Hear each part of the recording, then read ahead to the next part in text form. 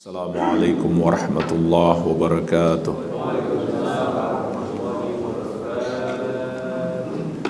Alhamdulillahi ala ihsanih wa syukru lahu ala taufiqihi wa amtinanih. Wa ashhadu an la ilaha illallah wahdahu la syarikalah ta'ziman li sya'nih. Wa ashhadu anna Muhammadan abduhu wa rasuluh ad-da'i ila ridwanih. Sallallahu alaihi wa ala alihi wa ashabihi wa ikhwanih. Amma ba'd.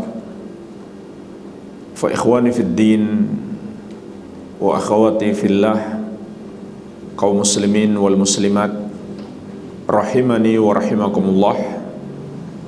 Semoga Allah subhanahu wa ta'ala senantiasa mencurahkan rahmatnya kepada kita sekalian, meraih cinta Allah subhanahu wa ta'ala kepada kita merupakan tujuan hidup kita. Dan apabila Allah subhanahu wa ta'ala telah mencintai seorang hamba, maka tentu Allah subhanahu wa ta'ala akan menganugerahkan kepadanya segala kebaikan.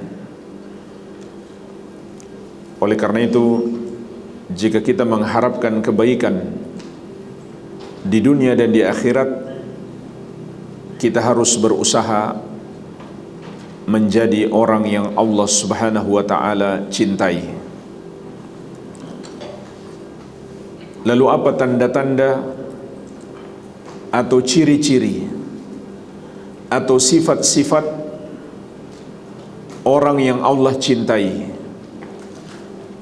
yang apabila kita memiliki tanda-tanda ini atau sifat-sifat ini, maka Allah subhanahu wa ta'ala akan mencintai kita? Di kesempatan ini insyaallah ta'ala kita akan bahas 3 dalil dari Al-Quran dan Sunnah tentang orang-orang yang Allah cintai. Dalil yang pertama, Surat Ali Imran ayat ke-31. Allah subhanahu wa ta'ala berfirman, Qul in kuntum tuhibbunallaha fattabi'uni. Katakanlah wahai Muhammad, sampaikan kepada umatmu, kalau kalian benar-benar cinta kepada Allah, maka ikutilah aku, ikutilah Rasulullah sallallahu alaihi wa ala alihi wasallam. Yuhibbukumullah, barulah Allah akan mencintaimu. Wa yaghfir lakum dzunubakum, dan mengampuni dosa-dosamu. Wallahu ghafurur rahim, dan Allah Maha Pengampun lagi Maha Penyayang. Maka di dalam ayat yang mulia ini, Allah subhanahu wa ta'ala mengabarkan kepada kita, jalan untuk meraih cinta Allah adalah dengan meneladani orang yang paling Allah cintai, yaitu Nabi kita yang mulia Muhammad sallallahu alaihi wa ala alihi wasallam. Inilah jemaah sekalian, jalan untuk menggapai cinta Allah. Dan ayat ini juga mengingatkan kita, orang yang cinta kepada Allah subhanahu wa ta'ala belum tentu Allah mencintainya. Bahkan orang-orang musyrik, orang-orang yang kafir kepada Allah, masih ada di antara mereka yang mencintai Allah, tapi bersamaan dengan itu Allah pun benci kepada mereka dengan sebesar-besarnya kebencian. Sebagaimana Allah sebutkan di surat Al-Baqarah ayat 165. Wa minan nasi may yattakhidhu min dunillahi andada yuhibbunahum kahubbillah Dan di antara manusia, kata Allah, ada orang-orang yang menjadikan bagi Allah tandingan-tandingan. Maksudnya mereka berbuat syirik. Mereka melakukan dosa yang paling Allah murkai. Seperti apa bentuk kesyirikan mereka? Yuhibbunahum kahubbillah. Mereka mencintai makhluk-makhluk tersebut seperti cinta mereka kepada Allah. Ayat ini jemaah sekalian berbicara tentang orang-orang yang Allah murkai karena mereka melakukan dosa terbesar, yaitu dosa syirik. Apa dosa syirik mereka di sini? Mereka cinta kepada makhluk seperti mereka cinta kepada Allah, yaitu mereka mencintai makhluk dengan kadar yang sama seperti cinta mereka kepada Allah, yaitu cinta ibadah. Seperti apa cinta ibadah itu? Cinta yang disertai dengan pengagungan dan ketundukan. Maka ini adalah cinta kepada Allah yang bernilai ibadah. Dan cinta seperti ini tidak boleh diberikan kepada makhluk. Mencintai makhluk dengan sebesar-besarnya cinta yang disertai dengan pengagungan dan ketundukan kepada makhluk itu adalah cinta yang syirik. Karena cinta seperti ini hanya boleh dipersembahkan untuk Allah semata. Jadi Allah mengabarkan kepada kita, ada orang-orang yang Allah benci, Allah murkai, pelaku dosa terbesar, dosa syirik, tapi mereka masih cinta kepada Allah. Namun mereka mencintai makhluk seperti cinta mereka kepada Allah, maka Allah pun murka kepada mereka. Maka jemaah sekalian, berarti orang yang cinta kepada Allah belum tentu Allah mencintainya. Bagaimana supaya Allah mencintai seseorang? Maka Allah kabarkan kepada kita, jalannya adalah dengan meneladani Rasulullah sallallahu alaihi wa ala alihi wasallam. Berarti jemaah sekalian, kalau kita ingin melihat tanda Allah cinta kepada kita, lihatlah pada sejauh mana kita meneladani Rasulullah sallallahu alaihi wasallam. Dan beliau telah memberi peneladanan kepada kita dalam seluruh aspek kehidupan. Oleh karena itu, agama Islam itu sempurna dalam sisi kehidupan apapun. Nabi Muhammad SAW memberikan keteladanan kepada kita. Dan Allah Subhanahu wa taala menegaskan, "Al-yauma akmaltu lakum dinakum." Pada hari ini telah kusempurnakan untukmu agamamu. Sahabat Abu Dzar Al-Ghifari radhiyallahu anhu memberikan gambaran bagaimana Rasulullah SAW mengajarkan semua kebaikan.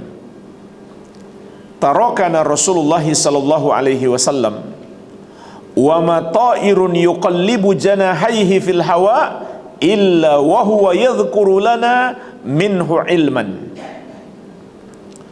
Rasulullah SAW meninggalkan kami dalam keadaan tidaklah ada seekor burung yang mengepakkan sayapnya di udara kecuali beliau telah mengajarkan ilmunya tentang itu. Maksudnya jemaah sekalian, ini adalah sebuah penggambaran akan lengkapnya ajaran Rasulullah sallallahu alaihi wa ala alihi wasallam. Sampai-sampai orang-orang musyrik dan orang-orang Yahudi di masa tersebut mengetahui betapa detailnya petunjuk Nabi Muhammad SAW untuk umat ini. Ada seorang Yahudi dengan maksud menghina, tapi ucapannya benar. Dia mengatakan kepada sahabat yang mulia Salman Al-Farisi radhiyallahu anhu, "Laqad 'allamakum nabiyyukum kulla syai'in hatta al-khiraati." Sungguh Nabi kalian telah mengajarkan segala sesuatu sampai cara buang hajat. Kalau kita buka di kitab-kitab fikih, maka kita akan dapati kitab Qada'il Hajat atau adab-adab buang hajat. Itu detail bagaimana petunjuk Nabi SAW saat masuk WC, saat berada dalam WC, bagaimana cara beristinja sampai keluar WC. Sehingga sahabat Salman Al-Farisi radhiyallahu anhu mengatakan, ajal, tentu saja. Kemudian beliau berikan beberapa contoh. Laqad nahana an nastaqbilal qiblata bi ghaitin wala baulin. Nabi SAW telah melarang kita buang air kecil dan buang air besar dalam keadaan menghadap kiblat. Wa an nastanjiya biyaminin. Beliau juga melarang kita beristinja dengan tangan kanan. Karena tangan kanan diperuntukkan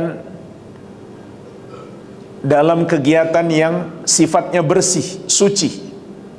Dan kiri yang sifatnya kotor, membersihkan najis. Supaya kita hidup sehat. Bukan hanya suci, bersih, juga sehat. Wa an nastanji'a bi raji'in au bi azmin. Beliau juga melarang kita beristinja dengan kotoran hewan dan tulang hewan.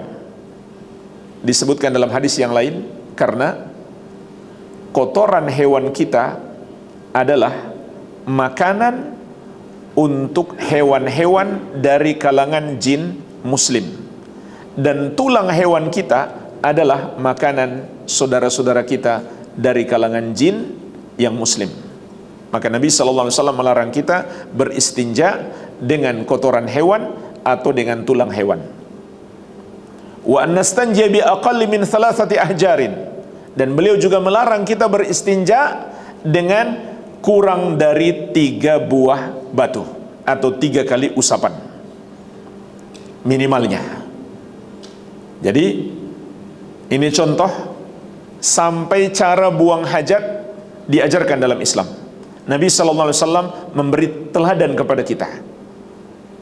Maka jemaah sekalian, di sini kita juga bisa memetik pelajaran, tidak mungkin dalam masalah negara, politik, hukum, militer, undang-undang, kalau tidak diatur dalam Islam. Semua diatur dalam Islam. Masalahnya kita saja yang nggak tahu karena kita nggak belajar. Jangankan kitab qada, peradilan, atau kitab hukum-hukum, kitab tohara saja mungkin kita belum tamat-tamat. Apalagi kitab jihad. Sekarang banyak orang berbicara tentang jihad. Jihad itu harusnya begini begitu. Padahal jangankan kitab jihad, kitab tohara dia belum pernah tamat. Tapi dia merasa berhak berbicara tentang urusan jihad. Ini yang terjadi pada umat ini.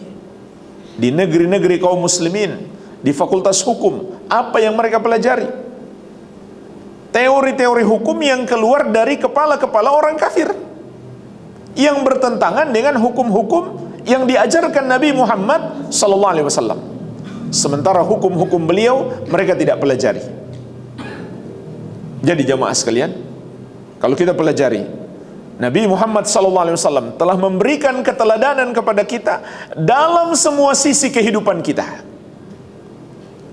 baik secara pribadi, berkeluarga, bermasyarakat, dan bernegara. Dan beliau adalah kepala negara, panglima perang.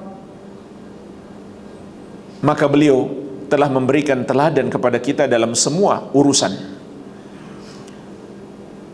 Maka sejauh mana kita meneladani beliau, sebesar itu pula cinta Allah Subhanahu wa taala kepada kita. Disinilah jemaah sekalian pentingnya mendalami ilmu agama. Karena gimana caranya kita meneladani Nabi Muhammad SAW kalau kita nggak meneladani ilmunya? Disinilah pentingnya kita belajar.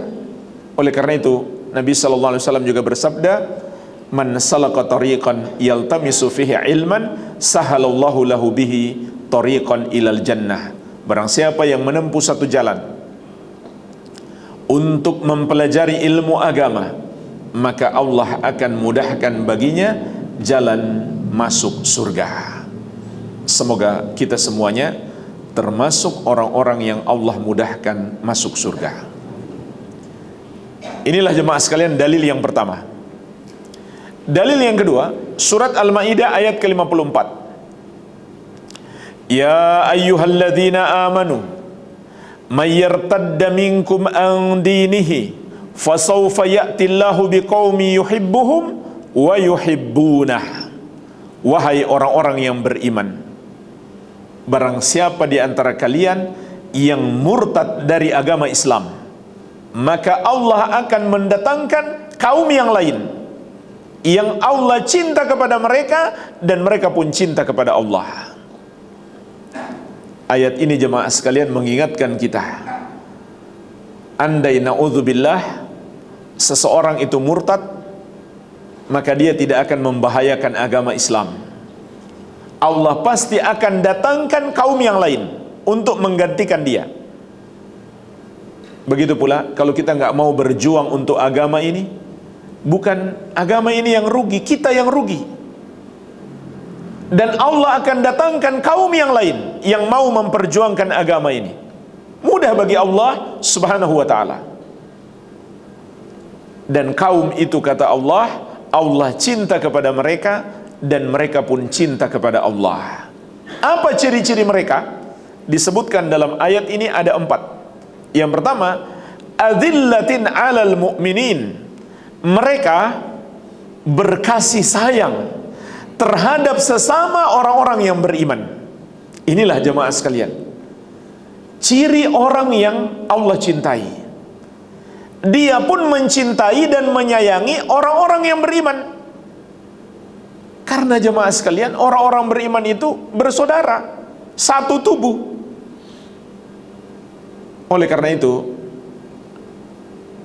sekaligus kita mengingatkan apa yang terjadi pada saudara-saudara kita di Palestina hari ini. Di situ ada kewajiban kita untuk peduli kepada mereka. Karena kita wajib mencintai dan menyayangi mereka. Di ayat yang lain Allah Subhanahu wa taala mengingatkan, innamal mu'minuna ikhwah. Sesungguhnya orang-orang yang beriman itu bersaudara. Jangan sampai ada seorang muslim mengatakan, itu kan urusan di luar negeri, bukan di negara kita. Jamaah sekalian, persaudaraan Islam itu menembus batas-batas wilayah, tidak terikat dengan negara, tidak terikat dengan suku bangsa, tapi terikat dengan keimanan. Dimanapun saudara kita berada, dari suku manapun dia berasal, apabila dia seorang muslim, dia adalah saudara kita. Dan inilah jamaah sekalian, satu-satunya hubungan persaudaraan yang berpahala. Hubungan yang lain itu bisa jadi mubah, bisa jadi haram. Hubungan yang berpahala hanyalah yang dibangun di atas dasar iman dan takwa kepada Allah. Dan inilah satu-satunya persaudaraan yang akan berlanjut di akhirat. Semua hubungan apapun akan putus di dunia, bahkan berubah menjadi permusuhan di akhirat kelak. sebagai bentuk azab Allah kepada orang-orang yang saling mencintai di dunia, tapi cinta mereka bukan atas dasar keimanan. Sebagaimana Allah ingatkan di surat Az-Zukhruf ayat ke-67, Al-akhillau yawma idzin ba'duhum li ba'din aduwwun illal muttaqin. Orang-orang yang saling mencintai pada hari kiamat menjadi saling bermusuhan, kecuali orang-orang yang bertakwa. Jadi jamaah sekalian, ingatlah hubungan saling mencintai antara orang tua dan anak, antara suami istri, antara tetangga dekat, teman dekat, sebangsa, sesuku, setanah air, itu semuanya akan menjadi permusuhan. Dan itu azab. Azab Allah kepada orang-orang yang dulu di dunia saling mencintai, tapi cinta mereka tidak dibangun di atas dasar keimanan. Illal muttaqin, kecuali kata Allah orang-orang yang bertakwa, hanya cinta mereka yang kekal abadi. Artinya cinta mereka itu berpahala. Rasulullah SAW juga mengingatkan kita, innal mu'mina lil mu'min kal bunyan yashuddu ba'duhu ba'dah. Sesungguhnya orang mukmin terhadap mukmin yang lain bagaikan sebuah bangunan, satu dengan yang lainnya saling menguatkan. Beliau sallallahu alaihi wasallam juga bersabda, mathalul mu'minina fi tawaddihim wa tarahumihim wa ta'atufihim mathalul jasadi idza ishtaka minhu udwun tada'a lahu sairul jasadi bis-sahari wal humma. Perumpamaan orang-orang yang beriman itu dalam hal saling mencintai, menyayangi, dan berlemah lembut di antara mereka bagaikan satu tubuh. Apabila ada satu anggota tubuh merasa sakit, seluruh tubuh akan ikut merasa sakit sampai tidak bisa tidur dan demam. Inilah jemaah sekalian, persaudaraan yang diwajibkan atas kita sesama orang yang beriman. Kalau begitu, wajib kita peduli terhadap saudara kita. Apa yang terjadi pada kaum muslimin hari ini di Palestina, wajib kita peduli. Maka kita harus membantu mereka dengan bantuan apapun yang syar'i yang kita mampu melakukannya. Kalau kita punya dana, misalkan jamaah sekalian, sisihkan sebagian dana kita untuk dikirimkan kepada mereka. Walhamdulillah sekarang banyak lembaga-lembaga yang amanah dan profesional. Kita bisa titipkan dana kita, insya Allah sampai ke sana. Tidak kita pungkiri, ada lembaga-lembaga yang menipu umat, yang menyelewengkan dana ini. Maka hati-hati. Tapi jangan lupa, masih ada lembaga-lembaga yang insya Allah amanah. Wajib kita membantu mereka. Minimalnya doa. Walhamdulillah, imam kita tadi memimpin kita untuk melakukan kunut. Semoga Allah Subhanahu wa taala memberikan pertolongan kepada saudara-saudara kita di Palestina. Jadi ini ciri orang yang Allah cintai yang pertama, berkasih sayang dengan orang yang beriman. Ciri yang kedua, a'izzatin 'alal kafirin. Dia berlepas diri dari orang-orang kafir. Orang-orang yang Allah cintai itu adalah orang-orang yang berlepas diri dari orang kafir. Maksudnya apa berlepas diri? Dia tidak mencintai mereka, tidak bersikap loyal kepada mereka, atau ringkasnya, dia tidak menjadikan mereka sebagai wali. Menjadikan seseorang sebagai wali artinya apa? Mencintainya, menjadikannya teman dekat, bersikap loyal kepadanya, atau memuliakannya, atau mengangkatnya menjadi pejabat, atau memilihnya menjadi pemimpin, atau menjadikannya orang kepercayaan. Itu yang artinya menjadikan seseorang sebagai wali. Maka orang yang Allah cintai, dia tidak jadikan orang kafir sebagai wali. Sebagaimana juga di ayat yang lain, Allah Subhanahu wa taala mengingatkan kita, ya ayyuhalladzina amanu la tattakhidul yahuda wan nasara awliya ba'duhum awliya'u ba'd wa may yatawallahu minkum fa innahu minhum. Wahai orang-orang yang beriman, jangan kalian menjadikan Yahudi dan Nasrani sebagai wali-wali kalian. Sebagian mereka adalah wali bagi sebagian yang lain. Barang siapa di antara kalian menjadikan mereka sebagai wali, maka dia bagian dari mereka. Lihat jemaah sekalian, ancamannya gak main-main. Ada orang yang mengatakan itu politis katanya, tidak mau menjadikan non-muslim sebagai wali. Kita katakan, kalau politis memangnya kenapa? Agama Islam ini agama yang lengkap, juga mengatur urusan politik. Silakan buka jamaah sekalian buku fikih dari seluruh madhab. Ulama Islam seluruhnya sepakat haram hukumnya seorang muslim memilih pemimpin yang kafir. Tidak ada perbedaan pendapat. Kalau kita sering mendengarkan dalam banyak masalah fikih, ulama beda pendapat. Tapi dalam hal hukum, memilih pemimpin yang kafir atau pejabat non-muslim, ulama itu sepakat, tidak ada perbedaan pendapat, haram hukumnya. Politik diatur dalam Islam.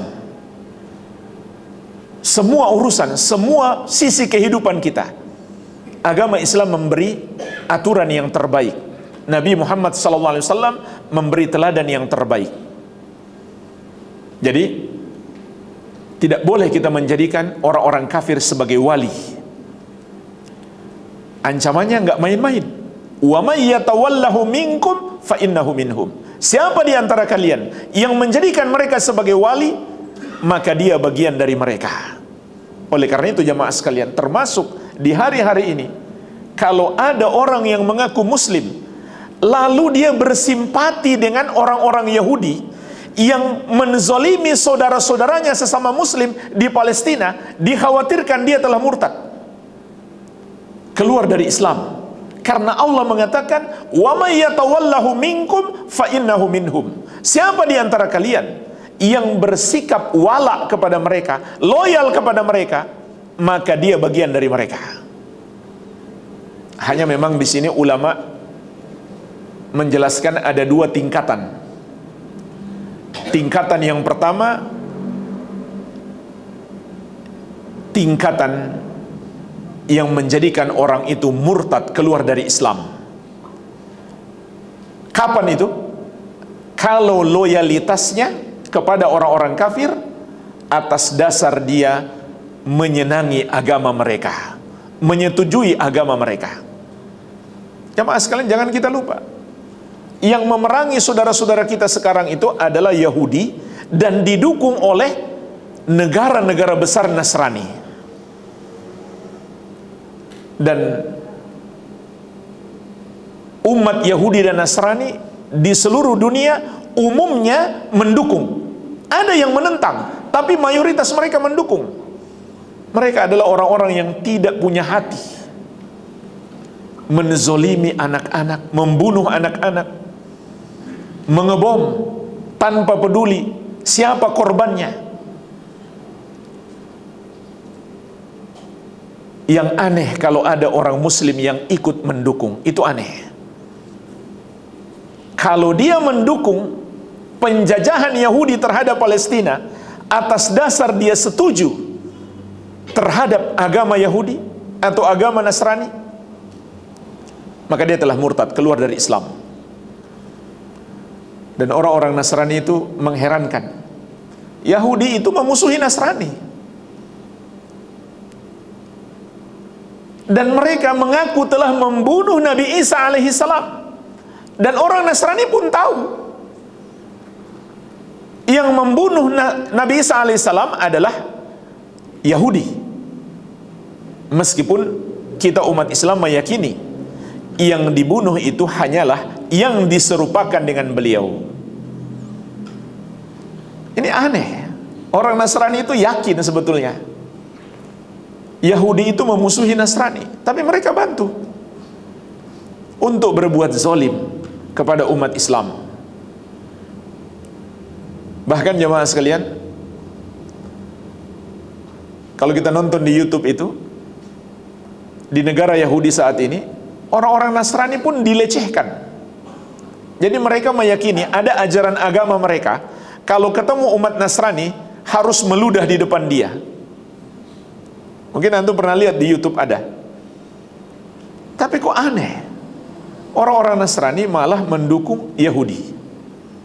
Yahudi itu negara kecil, tapi di belakangnya ada negara-negara besar yang membantu mereka. Itulah yang membuat mereka hari ini punya kekuatan besar. Maka jemaah sekalian, sekali lagi, sungguh aneh kalau ada orang mengaku muslim malah mendukung orang-orang kafir dalam menzolimi saudaranya sesama muslim. Maka dia telah murtad, kafir, keluar dari Islam. Kalau dia mendukung mereka atas dasar menyetujui perbuatan mereka yang menghinakan agama Allah atau menyetujui ajaran agama mereka. Tingkatan yang kedua, kalau seseorang bersikap loyal kepada orang kafir hanya karena dunia, maka dia telah berbuat dosa besar namun belum sampai kafir. Contoh, dia menyenangi pemain sepak bola yang kafir karena keterampilannya dalam bermain sepak bola, maka ini adalah dosa besar namun belum sampai tingkat kekufuran.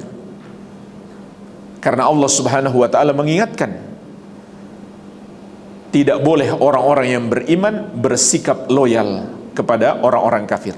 Jadi sifat orang yang Allah cintai yang kedua dalam ayat ini adalah a'izzatin 'alal kafirin. Mereka berlepas diri dari orang-orang kafir. Yang ketiga, yujahiduna fi sabilillah. Mereka berjihad di jalan Allah Subhanahu wa ta'ala. Maka ayat ini jemaah sekalian mengingatkan kita, jihad itu adalah amalan yang agung, yang dengannya Allah akan mencintai seseorang apabila dia melakukannya. Dan jihad itu adalah teladan seluruh nabi dan rasul dan para sahabat radhiyallahu taala anhum ajmain. Mereka adalah orang-orang yang dulu berperang di jalan Allah Subhanahu wa taala. Oleh karena itu, jika ada seorang muslim membenci syariat berjihad, maka ini termasuk pembatal keislaman. Termasuk pembatal keislaman membenci salah satu ajaran syariat. Sebagaimana Allah ingatkan di surat Muhammad, dzalika bi annahum karihu ma anzalallah fa ahbata a'malahum. Yang demikian itu, yaitu Allah menyesatkan sehingga mereka menjadi kafir karena mereka membenci ajaran yang Allah turunkan, maka Allah hapuskan amalan mereka. Jadi andai dia rajin sholat, puasa, zakat, haji, tapi dia membenci salah satu ajaran Islam, kata Allah, Allah hapuskan amalannya. Karena jemaah sekalian, dosa kekafiran itu membatalkan seluruh amalan.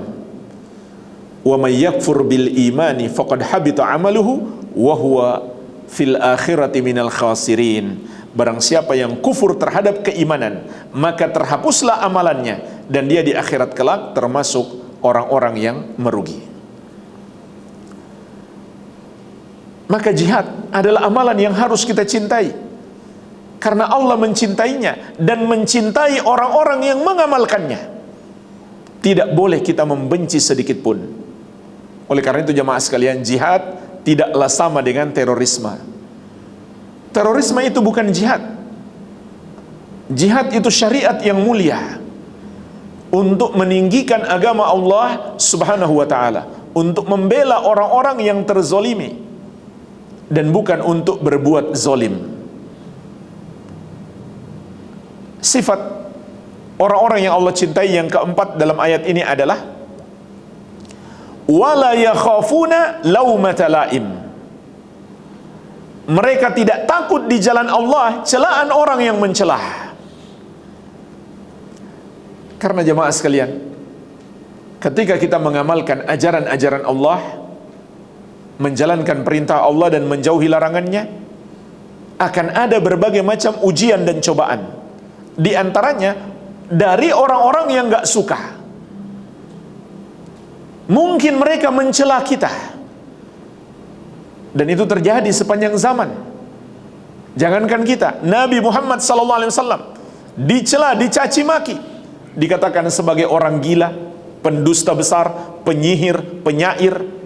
Artinya Al-Quran itu hanyalah syair-syair yang beliau karang, dan itu sangat menyakiti beliau, tapi beliau bersabar. Begitu pula kita hari ini. Banyak orang-orang yang menyematkan celaan-celaan, sebutan-sebutan buruk kepada orang-orang yang ingin berpegang teguh dengan ajaran agama Islam. Disebut fanatik, ekstrim, bahkan teroris, radikal, dan lain-lain. Maka jangan sampai karena takut celaan manusia lalu kita meninggalkan ajaran syariat. Allah mengabarkan kepada kita, orang yang Allah cintai, wala yakhafuna laumata laim. Mereka tidak takut di jalan Allah celaan orang yang mencelah, meskipun yang mencela itu adalah orang tuanya sendiri, keluarganya sendiri, pemimpin di kantornya, rekan-rekan kerjanya. Dia tidak peduli. Yang penting dia tidak zalim kepada mereka, dia tidak berakhlak buruk kepada mereka. Kalau dia dicela karena dia mengamalkan satu perintah Allah atau menjauhi larangan Allah, dia nggak peduli dengan celaan itu, karena dia beramal bukan mencari keridhaan manusia. Kalau manusia setuju dia lakukan, kalau tidak dia nggak lakukan. Bukan seperti itu. Yang dia cari adalah keridhaan Allah Subhanahu wa ta'ala, meskipun dengan membuat manusia murka kepadanya. Rasulullah SAW juga mengingatkan kita, man ardan nasa bisakhatillah wakalahullahu ilan nas. Barang siapa mencari keridhaan manusia dengan membuat Allah murka, maka Allah akan biarkan dia bergantung kepada manusia, dan Allah tidak akan memberikan pertolongan kepadanya. Jadi hati-hati jemaah sekalian, jangan sampai kita meninggalkan satu perintah Allah atau melakukan larangannya. Kenapa? Karena dicela orang, karena takut dimarahi orang. Orang yang Allah cintai, dia tidak takut di jalan Allah celaan orang yang mencela. Inilah 4 sifat, 4 ciri, 4 tanda-tanda orang yang Allah cintai dalam surat Al-Maidah ayat ke-54. Dalil yang terakhir, sebuah hadis qudsi diriwayatkan Al-Bukhari dari sahabat yang mulia Abu Hurairah radhiyallahu anhu. Rasulullah sallallahu alaihi wasallam bersabda, Allah Subhanahu wa taala berfirman, man ada li waliyan faqad adzantuhu bil harb. Barang siapa memusuhi waliku. Wali Allah artinya orang yang Allah cintai. Kata Allah, barang siapa yang memusuhinya, maka aku umumkan perang terhadapnya. Jadi hati-hati jemaah sekalian, jangan sampai kita memusuhi wali Allah, orang yang Allah cintai. Sama saja na'udzubillah, kita mengajak perang kepada Allah, dan kita tentu nggak mungkin menang. Kemudian lanjutan hadis, Allah Subhanahu wa taala menjelaskan kepada kita siapa wali Allah, siapa orang yang Allah cintai. Wa ma taqarraba ilayya 'abdi bi syai'in ahabba ilayya mimma aftaradtu alaihi. Tidaklah seorang hambaku mendekatkan diri kepadaku dengan amalan yang lebih aku cintai daripada yang aku wajibkan atasnya. Wala yazalu 'abdi yataqarrabu ilayya bin nawafil hatta uhibbahu. Dan tidak henti-hentinya hambaku mendekatkan diri kepadaku dengan amalan-amalan yang sunnah, yang tidak wajib, sehingga aku pun mencintainya. Jemaah sekalian, inilah 2 yang menyebabkan Allah cinta kepada kita. 2 tanda Allah mencintai kita. Pertama, melakukan amalan-amalan yang Allah wajibkan. Yang kedua, melakukan amalan-amalan yang sunnah. Berarti semakin banyak yang wajib, semakin banyak yang sunnah yang kita amalkan, semakin besar pula cinta Allah kepada kita. Dan itu bermakna sebaliknya. Kalau kita meninggalkan yang wajib, maka Allah murka kepada kita. Kalau kita meninggalkan yang sunnah, maka itu mengurangi cinta Allah kepada kita. Tapi tidak sampai membuat Allah murka kalau kita meninggalkan yang sunnah. Cuma mengurangi cinta Allah kepada kita. Jadi Allah mencintai hamba dengan sebab, dengan adanya sebab-sebab. Maka hadis yang mulia ini, hadis qudsi, menjelaskan kepada kita sebab Allah mencintai kita karena kita melakukan yang wajib-wajib dan sunnah-sunnah. Dan berdasarkan hadis ini, para ulama mengatakan wali Allah itu ada dua tingkatan. Tingkatan tertinggi adalah orang yang mengamalkan yang wajib-wajib dan sunnah-sunnah. Tingkatan yang kedua adalah yang mengamalkan yang wajib-wajib saja. Jadi dia pun masih wali Allah, dia masih menjadi orang yang Allah cintai.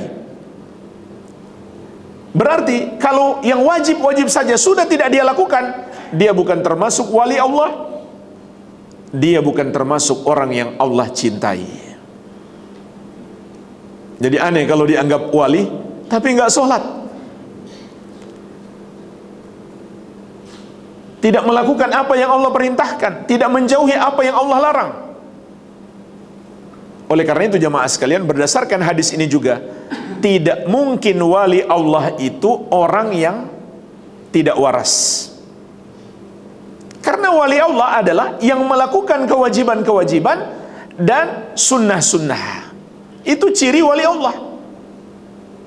Berdasarkan hadis yang mulia ini, kalau dia sudah nggak waras, nggak bisa dia melakukan kewajiban, nggak bisa dia melakukan yang sunnah-sunnah.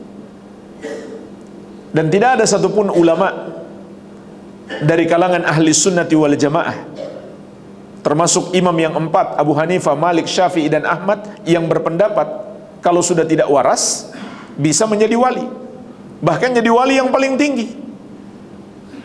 Ini ajaran aneh, tidak dikenal dalam Islam, melainkan akidah yang baru yang tidak pernah diajarkan oleh Rasulullah SAW dan para sahabat, bahwa orang tidak waras itu bisa menjadi wali.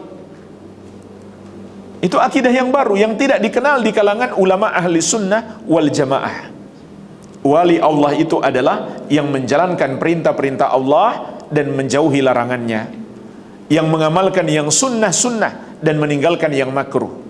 Ini tingkatan tertinggi. Tingkatan kedua, minimalnya dia melakukan yang wajib-wajib dan menjauhi yang haram. Kemudian jemaah sekalian, lanjutan hadis ini, apa anugerah yang Allah akan berikan kepada seseorang apabila Allah telah mencintainya? Fa idza ahbabtuhu fakuntu sam'ahu alladhi yasma'u bihi. Maka apabila aku telah mencintainya, akulah pendengarannya yang dia gunakan untuk mendengar. Wa basarahu alladhi yubsiru bihi, dan akulah penglihatannya yang dia gunakan untuk melihat. Wa yadahu allati yabtishu biha, dan akulah tangannya yang dia gunakan untuk memegang.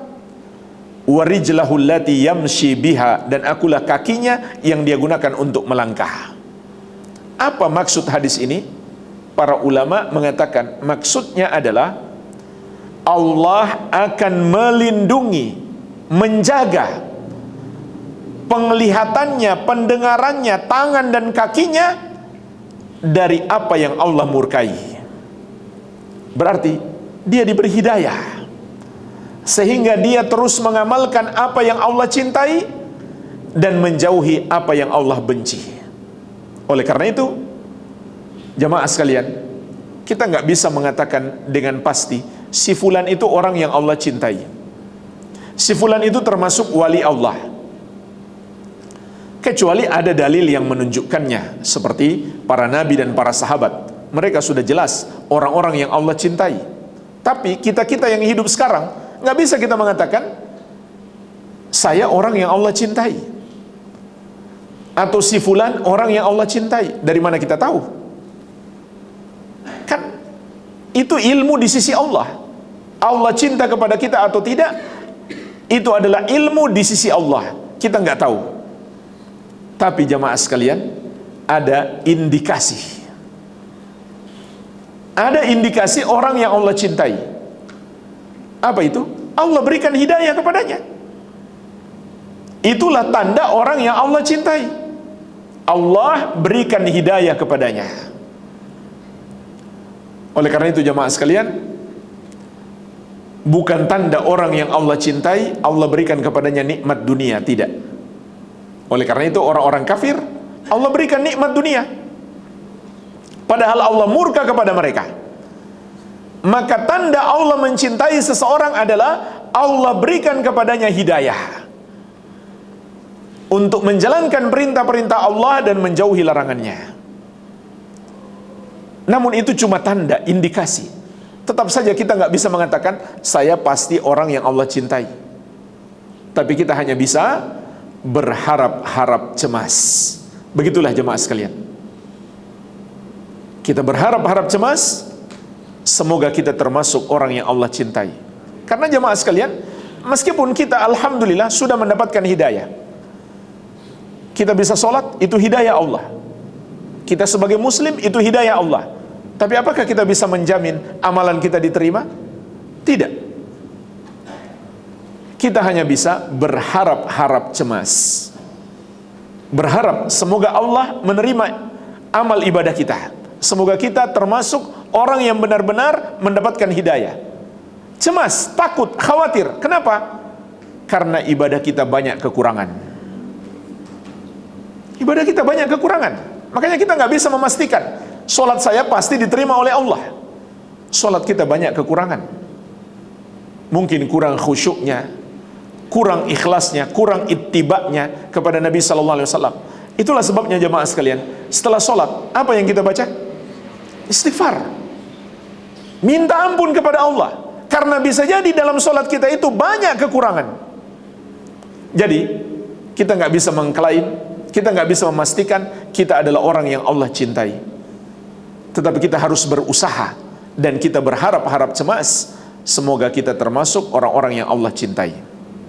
Kemudian lanjutan hadis ini sebagai penutup, kata Allah Subhanahu wa taala, orang yang aku cintai itu wala in sta'alani la'utiyannahu wala in ista'adzani la'u'idzannahu. Kalau dia minta sesuatu kepadaku, pasti aku kabulkan. Kalau dia minta perlindungan kepadaku, pasti aku lindungi. Inilah jemaah sekalian keutamaan orang yang Allah cintai. Kalau kita ingin semua hajat kita dikabulkan oleh Allah, jadilah orang yang Allah cintai. Kalau kita ingin selalu mendapatkan perlindungan Allah, jadilah orang yang Allah cintai. Kalau Allah sudah melindungi kita, siapa yang bisa mencelakai kita? Siapa yang bisa menimpakan mudarat kepada kita? Kalau Allah yang melindungi kita, maka orang yang Allah cintai akan dianugerahkan kebaikan dunia dan akhirat. Walhamdulillah, ini yang bisa kita bahas. Mungkin ada sedikit tanya jawab, saya persilakan.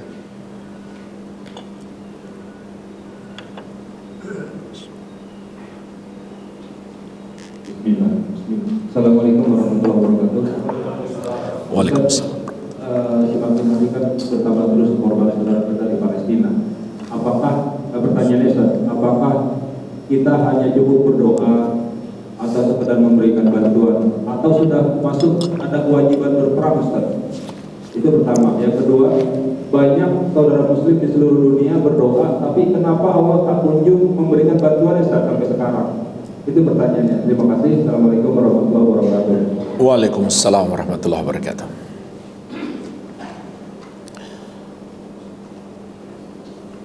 Jadi pertanyaan beliau yang pertama, apakah tidak seharusnya kita berperang, berjihad melawan orang-orang Yahudi? Jemaah sekalian,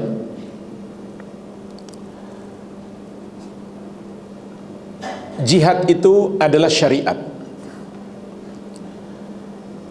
Dan dalam syariat berjihad ada ketentuan-ketentuan. Jadi jangan sampai kita berjihad itu hanya menuruti emosi kita, tanpa mengikuti ketentuan-ketentuan. Di antara ketentuan dalam berjihad yang disepakati ulama, jihad itu mesti mendatangkan maslahat yang lebih besar daripada mudarat.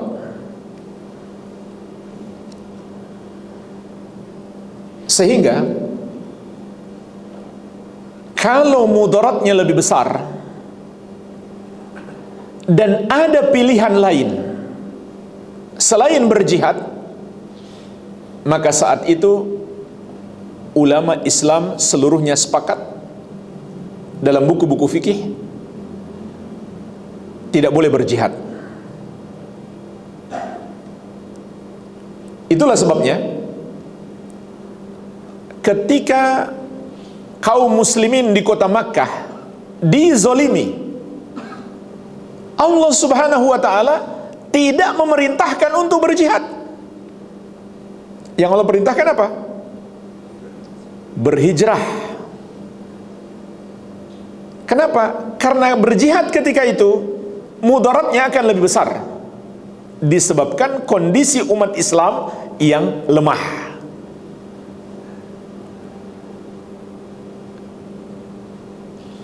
Yang dizolimi hanya 1-2 orang, nggak semuanya dizolimi, meskipun banyak.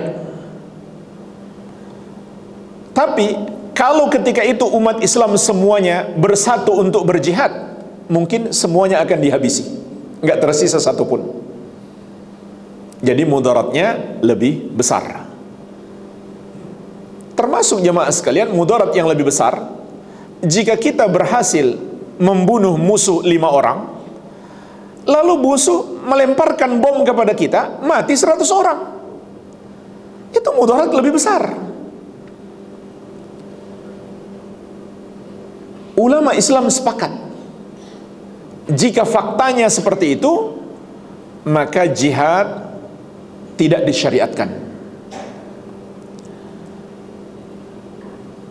kecuali nggak ada pilihan lain. Kita sudah diserang oleh musuh, nggak ada pilihan lain, mau tidak mau harus melawan. Tapi andai ada pilihan lain, dengan jalur diplomasi misalkan, dengan gencatan senjata, maka itu yang harus dipilih. Ini teorinya jamaah sekalian. Tapi bagaimana prakteknya di lapangan? Maka ketahuilah, untuk memutuskan apa yang harusnya dilakukan di lapangan, itu bukan hak setiap orang, tapi hak ulil amri. Ulil amri yang dimaksudkan di sini adalah pemerintah, ulama, dan para pakar di bidangnya. Kalau dalam hal ini berarti pakar militer. Jangan kita merasa berhak berbicara. Kita bukan pemerintah, bukan pula ulama yang mendalami ilmu tentang jihad, bukan pula ahli militer, tidak tahu hitungan-hitungannya, tidak tahu strateginya, tapi kita merasa seakan kita yang paling tahu. Ini yang terjadi di medsos hari ini. Dia bukan pakar militer, dia tidak tahu hitung-hitungan kekuatan militer, tapi dia merasa berhak untuk memberikan komentar. Dia juga tidak tahu tentang hukum-hukum jihad, apa yang disepakati ulama, apa yang diperselisihkan ulama. Dia juga tidak tahu bagaimana kondisi di sana. Tapi dia paling banyak koar-koar di medsos. Bahkan menjelek-jelekkan kaum muslimin yang lainnya. Ini yang terjadi. Jadi jemaah sekalian, Kita harus paham, yang berhak memfatwakan untuk berjihad itu para ulama, berkoordinasi dengan pemerintah dan para ahli di bidangnya, para pakar militer. Tercelah kalau setiap orang ikut berbicara dalam masalah ini. Ini masalah besar.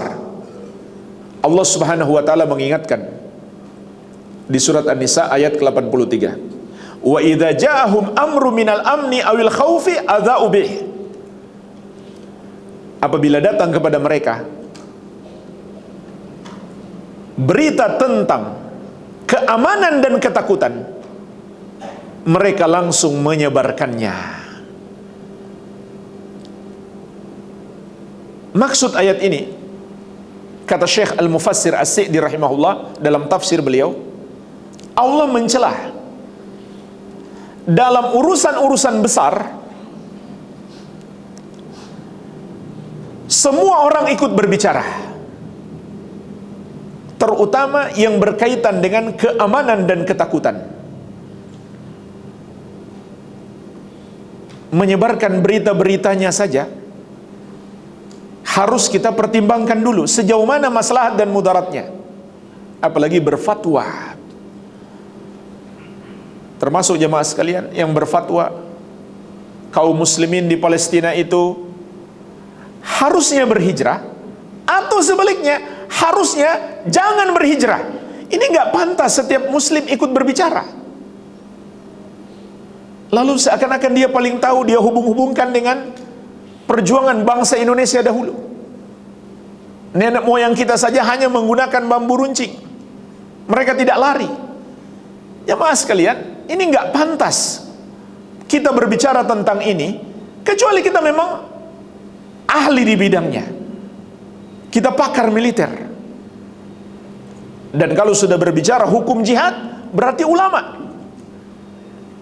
Allah mencelah dalam ayat ini, kalau setiap orang ikut berbicara, seharusnya bagaimana? Walau radduhu ila rasul wa ila ulil amri minhum la'alimahul ladzina yastambitunahu minhum. Andai urusan itu mereka kembalikan kepada Rasul, yaitu ketika beliau masih hidup, kembalikan kepada beliau, beliau yang memutuskan jihad atau tidak, atau urusan-urusan besar yang lainnya. Tapi ketika beliau sudah wafat, kembalikan kepada syariat beliau. Wa ila ulil amri minhum, dan kembalikan kepada ulil amri di kalangan mereka. Kata Syekh As-Sa'di rahimahullah, ulil amri di sini mencakup pemerintah, ulama, dan orang-orang yang ahli di bidangnya. Maka la'alimahul ladzina yastambitunahu minhum, niscaya orang-orang yang menginginkan kebenaran akan mendapatkan dari Rasul dan dari ulil amri tersebut. Jadi ini bimbingan dari Allah. Ini urusan besar. Kapan kita harus berjihad, kapan kita berangkat, maka bukan kita yang menentukan. Karena jangan sampai kita hanya mendatangkan mudarat yang lebih besar tanpa kita sadari. Itu yang dikhawatirkan. Bukan berarti kita tidak mau membantu mereka, tapi jangan sampai kita datang untuk membantu, malah kita hanya membawa mudarat yang lebih besar.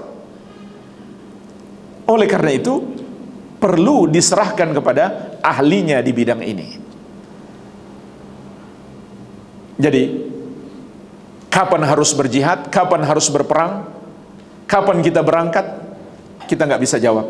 Kita tunggu para ahlinya. Apakah harus dengan jihad atau harus dengan jalur diplomasi saja? Karena kalau berjihad mudaratnya lebih besar, kita serahkan kepada ahlinya. Jangan kita ikut berbicara dalam masalah tersebut. Kita tunggu apa fatwa para ulama, dan apa kata para ahli, dan apa keputusan pemerintah. Dan Nabi SAW juga mengingatkan, pemerintah punya hak besar dalam jihad. Wal imamu junnah yuqatal min waraihi wa yuttaqa bihi. Pemimpin itu adalah perisai. Peperangan harus dilakukan di belakangnya dan dijadikan sebagai tameng. Jadi, termasuk syarat berjihad dikoordinir oleh pemerintah. Hikmahnya apa? supaya jangan sampai jihad kita mendatangkan mudarat yang lebih besar. Karena jihad itu harus mendatangkan kemaslahatan. Sudah pasti ada mudarat, tapi jangan mudaratnya lebih besar. Namanya jihad sudah pasti ada mudarat. Hilangnya nyawa, musnahnya harta-harta. Cuma jangan sampai mudarat yang lebih besar.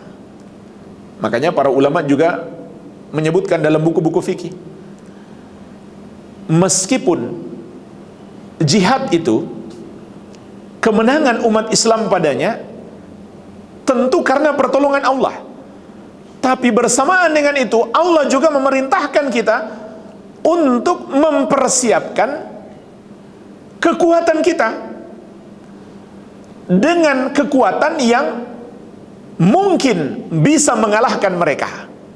Wa a'iddu lahum mastata'tum min quwwah. Siapkan kekuatan yang kamu sanggupi untuk menghadapi mereka. Berarti kita harus mempersiapkan diri. Dan inilah minimal yang bisa kita lakukan.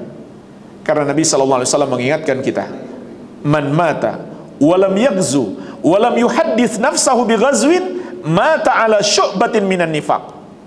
Barang siapa mati dan dia belum pernah berperang di jalan Allah, dan dia juga belum pernah niat berperang di jalan Allah, maka matinya itu di atas salah satu cabang kemunafikan. Berarti minimalnya adalah kita niat. Jangan cuma niat saja, persiapkan diri. Dan persiapan yang paling utama adalah persiapan ilmu dan iman. Pelajari dulu tuh hukum-hukum jihad. Jangan kita sudah turun di medan jihad kita belum tahu hukum-hukumnya. Khawatirnya jihad kita malah nggak sesuai petunjuk Nabi Muhammad SAW. Ini yang pertama. Pertanyaan beliau yang kedua, kita sudah berdoa tapi sepertinya Allah belum kabulkan. Jamaah sekalian, setiap doa pasti Allah kabulkan. Itu janji Allah, nggak boleh kita ragu. Ud'uni astajib lakum. Berdoalah kepadaku, niscaya aku akan mengabulkan doamu. Rasulullah SAW bersabda, Ud'ullaha wa antum muqinuna bil ijabah. Berdoalah kepada Allah dalam keadaan kamu yakin pasti doamu akan dikabulkan. Cuma jemaah sekalian, ada hikmah-hikmah yang Allah inginkan, sehingga kita perlu bersabar dan terus berdoa. Allah pasti kabulkan, tapi Allah tidak mengatakan langsung dikabulkan. Makanya kata para ulama, jarak antara Nabi Musa alaihi salam berdoa dan orang-orang beriman berdoa untuk mendapatkan pertolongan dari Allah sampai kehancuran Fir'aun 40 tahun. Jadi Allah mungkin sudah mengabulkan doa kita sekarang, tapi realisasinya nanti ke depan. Karena ada hikmah. Di antara hikmahnya supaya terlihat mana orang beriman, mana orang munafik. Allah ingin membersihkan umat Islam dari orang-orang munafik. Banyak sekali hikmahnya. Termasuk jemaah sekalian, kita bisa mengirimkan sedikit bantuan kita. Itu hikmah yang besar, itu pahala besar bagi kita. Nabi SAW bersabda, man naffasa an mu'minin kurbatan min kurabid dunya, naffasallahu anhu kurbatan min kurabi yaumil qiyamah. Barang siapa yang melepaskan satu kesusahan orang yang beriman, maka Allah akan melepaskan kesusahannya di hari kiamat.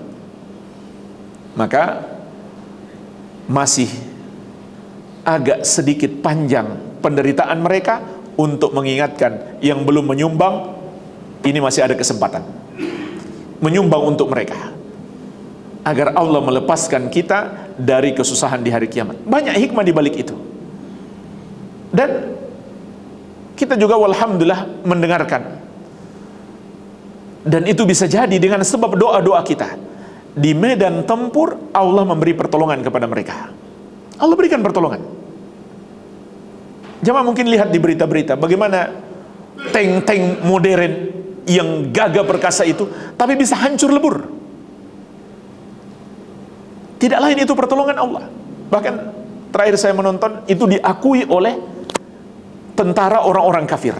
Mereka mengatakan, kita nggak melawan manusia saja ini, pasti Tuhan bersama mereka. Itu kata mereka loh. Kalau antum lihat di video-video itu kata tentara orang kafir. Kita ini bukan melawan manusia. Nggak mungkin kemampuan manusia seperti itu. Jamaah sekalian, seharusnya dalam hitungan detik saja kaum muslimin di Palestina itu sudah habis. Itu kalau hitung-hitungan militer. Tapi faktanya apa? Tidak. Mereka masih bisa melawan dan mereka bisa menghancurkan musuh. Tidak lain itu karena pertolongan Allah. Itu bisa jadi karena doa-doa kita. Kalau hitung-hitungan militer secara zahir ya, yang kita lihat, yang mengepung mereka itu subhanallah, kekuatannya luar biasa. Negara-negara besar sudah turun untuk membantu Yahudi. Negara-negara Nasrani, saya nggak perlu sebut apa nama-nama negaranya, antum tahu semuanya. Secara hitung-hitungan mereka sudah menang sebetulnya dengan persenjataan modern. Tapi Allah Subhanahu wa taala masih memberi pertolongan kepada kaum mujahidin, kaum muslimin. Bisa jadi itu karena doa-doa yang tulus dari seluruh kaum muslimin di seluruh dunia. Sebagaimana sabda Nabi sallallahu alaihi wasallam, "Innama yansurullahu hadhil ummah bidha'ifiha bidakwatihim wa salatihim wa ikhlasihim." Hanyalah Allah memberikan pertolongan kepada umat ini dengan sebab orang-orang lemahnya, yaitu dengan doa mereka, salat mereka, dan ikhlas mereka. Maka jemaah sekalian, bersungguh-sungguhlah dalam mendoakan saudara-saudara kita kaum muslimin, dan yakin pasti Allah Subhanahu wa taala memberikan pertolongan. Pertolongan itu datang terlambat karena ada hikmah-hikmah yang Allah inginkan agar kita lebih sabar, agar kita berjuang, agar kita mempersiapkan generasi masa depan. Tanamkan kepada anak-anak kita sekarang, mungkin dia besar nanti ada kewajiban berjihad di bumi Palestina. Tanamkan itu. Mungkin kewajiban itu tidak sampai kepada kita, atau sifatnya hanya fardu kifayah, tapi bagi anak-anak kita kelak mungkin menjadi fardu ain. Kita persiapkan generasi kita. Jadi ada hikmah-hikmah di balik itu. Dan juga hikmah yang terbesar adalah agar kita bertobat kepada Allah Subhanahu wa taala. Kenapa doa-doa kita belum dikabulkan? Bisa jadi karena dosa-dosa kita yang menghalangi diterimanya doa kita, atau membuat pengabulan doa kita itu lambat. Sehingga kita semuanya, baik yang ada di medan jihad maupun di negeri kita masing-masing, punya kewajiban untuk bertobat kepada Allah Subhanahu wa taala agar doa kita segera dikabulkan oleh Allah Subhanahu wa taala. Walhamdulillah, mungkin ini saja yang bisa saya bahas. Waktu sudah habis ya. Semoga bermanfaat. Lebih dan kurangnya saya mohon maaf. Wabillahi taufik. Subhanakallahumma wa bihamdika asyhadu an la ilaha illa anta astaghfiruka wa atubu ilaik.